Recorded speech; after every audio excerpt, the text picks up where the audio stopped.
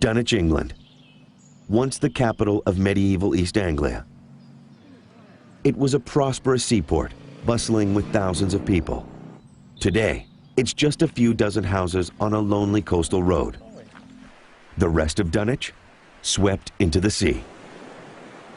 The most unbelievable thing standing here is the fact that out here would have been a large medieval city, perhaps the fourth largest in the country in the 14th century.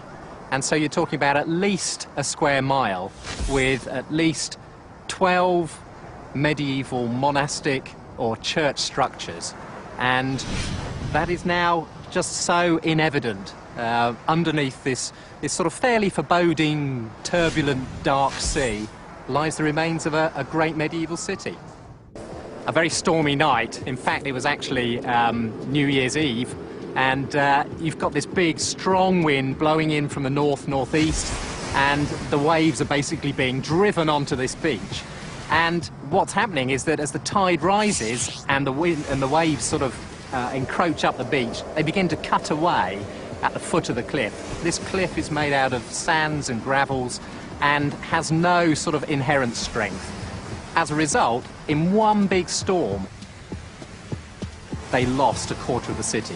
Ruins of the last of the great churches, All Saints Church, were still exposed on the beach. So I could climb on these ruins, and my father, who was a clergyman, a vicar, would tell me the story of Dunwich while sitting on these ruins on the beach. Professor David Sear is a scientist at England's Southampton University. He's heard the story of Dunwich his entire life. Now he's searching for the last remains of this sunken city. He's used high-tech sonic imaging to produce a picture of the ocean floor. Now we know the location of two of those churches for definite, and we've been able to image using the multi-beam and side-scan sonar the actual distribution of those ruins, and they're quite discrete. But the technology can only tell Sear so much.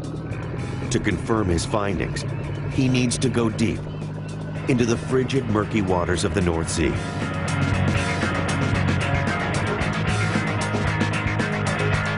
An underwater metal detector will serve to locate any remnants buried beneath centuries of silt.